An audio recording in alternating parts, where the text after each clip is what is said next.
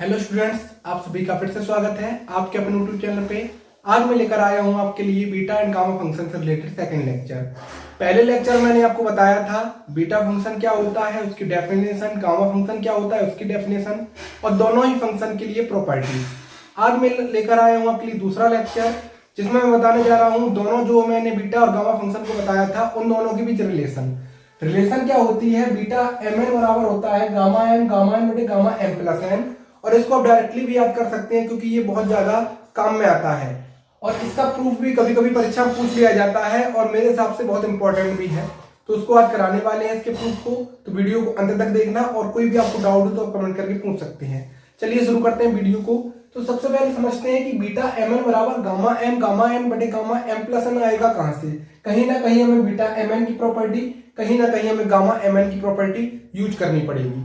तो यहाँ पर हम एक प्रॉपर्टी लिखते हैं सिंस वी नो दैट करके, क्योंकि हम पढ़ चुके हैं। सिंस वी नो दैट क्या लिखते हैं कि वही होता है गामा एम होता है आपका गामा एम या गामा एन बटे सी की पावर एन। तो यहां हम जेड ले रहे हैं, जेड की पावर एन बराबर 0 से इनफाइनाइट ई की पावर माइनस जेड एक्स की पावर एन माइनस 1 डी। यहाँ पर ये मैंने प्रॉपर्टी लिख दी। मैंने गामा फंक्शन जब पढ़ाया था तो दूसरी या तीसरी प्रॉपर्टी ये कराई थी कि गामा एन बटे जेड की पावर एन या सी की पावर एन कराया था बराबर 0 से इनफिनिटी ई की पावर माइनस जेड एक्स की power n minus 1 d x. ठीक है, क्वेश्चन नंबर फर्स्ट इसको बना लिया, ये हम जानते हैं क्योंकि हम पहले पढ़ चुके हैं। इसके बाद इसमें क्या करना पड़ेगा आपको, नॉर्मली से ये जेड की पावर एन है उसको उस साइड भेज दीजिए। यहाँ किसमें है, डिवाइड में है, उस तरफ मल्टीप्लाई में चला जाएगा। तो यहां से आपका गामा एन बन जाएगा 0 से इनफाइनाइट ई की पावर माइनस जेड एक्स की पावर एन माइनस 1 और जेड की पावर एन डी एक्स। ठीक है, ये मैंने कर दिया। अब आपको क्या करना है, सिंपली से एक याद करने के लिए, मतलब एक मल्टीप्लाई करना है आपको बोथ साइड। किसका मल्टीप्लाई करना है और क्यों करना है वो अभी आपको समझ में आ जाएगा।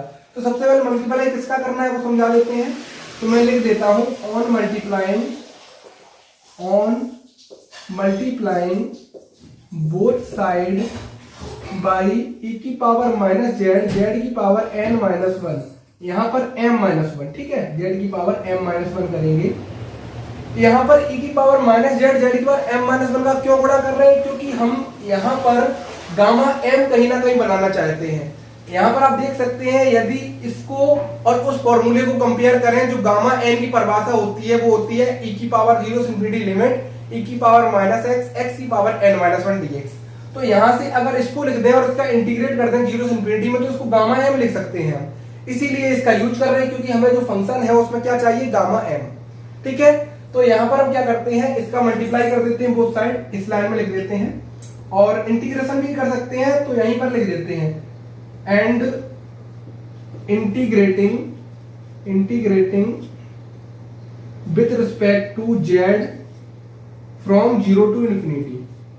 ठीक है, तो दोनों ही कार्य मैंने एक ही लाइन में कर दिए, आप अलग अलग लाइन में भी कर सकते हैं। मैंने क्या किया, अभी किया नहीं है, लिख दिया है e की पावर माइनस जेड की पावर m माइनस 1 का गुणा कर रहे हैं हम, और with respect to z integration कर रहे हैं 0 से इन्फिनिटी। तो यहां पर जैसे ही हम इंटीग्रेशन का निशान लगाएंगे और e की पावर माइनस जेड की power m minus 1 gamma m को हम लिख लेते हैं बाहर dz, ये LHS हो गया, आप समझ सकते हैं। इसके बाद RHS में सिंपली से 0 से इनफाइनाइट e की पावर माइनस जेड एक्स की पावर n माइनस 1 जेड की पावर n। एक इंटीग्रेशन और लग जाएगा क्योंकि हम इंटीग्रेट कर रहे हैं, और यहां पर जेड की पावर n और किसका गुणा कर रहे हैं, माइनस जेड का, और जेड की पावर m माइनस 1 का dx पहले से था, dz ये लिख दिया। dz मतलब जेड के सापेक्ष इंटीग्रेशन, और dx पहले से x सापेक्ष हो रहा था क्योंकि ये इंटीग्रल हम लेकर चले थे, और मैंने जो भी गुणा किया उसको लिख दिया। अब आपको क्या करना है, इसको आप क्या लिख सकते हैं, बाय द हेल्प ऑफ, ये आप पढ़ के आए हैं, गामा n बराबर 0 से इन्फिनिटी e की पावर माइनस एक्स की पावर n माइनस 1 dx। ये आप पढ़ के आए हैं जो भी गामा फंक्शन की डेफिनेशन थी उसमें।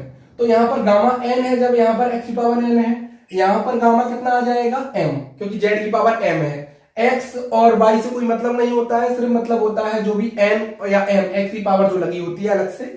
तो यहाँ पे आ जाएगा gamma m, is equal to, यहां पर आप देख लीजिए कौन कौन से फंक्शन हैं जो सेम पावर रखते हैं, जो मतलब बेस जिनका सेम है और पावर जो भी रखते हैं तो वो ऐड हो जाएंगे। तो यहां पर e की पावर ये और e की पावर ये सेम है, सेम बेस का है।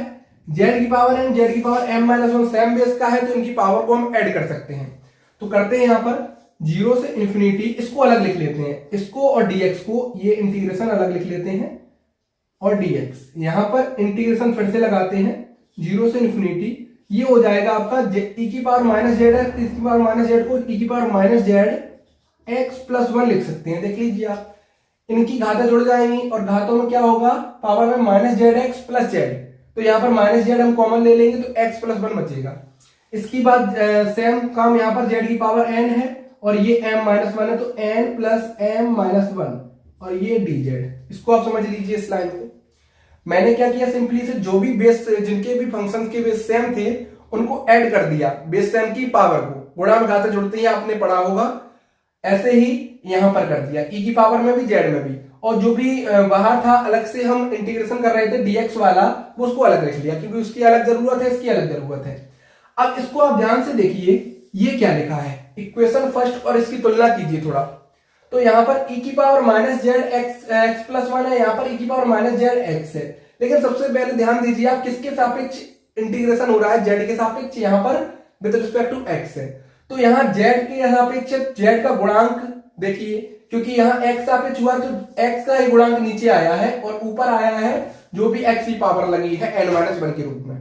तो यहाँ पर आप देख सकते हैं कि जब x के सापेक्ष with respect to x integration हुआ है तो x की पावर जो भी थी -1 के रूप में वो गामा में आ गई, और जो भी e की पावर में x का गुणांक था वो नीचे आ गया और उस पर पावर लग गई n। तो इसी प्रकार से इसको क्या लिख सकते हैं, तो गामा n गामा m इधर लिखा रहेगा 0 से इनफाइनाइट x की पावर n-1, और इसको लिख सकते हैं dx इंटू, इसको लिख सकते हैं गामा m प्लस n बटे x प्लस 1 की पावर m प्लस n। इसको आप समझ लीजिए, बहुत ही इंपॉर्टेंट ये लाइन है, पूरा जो प्रूफ कराया है सबसे इंपॉर्टेंट यही लाइन है। इसको आपने समझ लिया, प्रूफ हो गया, क्योंकि अब 2 लाइनें और बची हैं उनको हम लिख देंगे, बस प्रूफ हो जाएगा। तो इस लाइन को समझने की जरूरत है।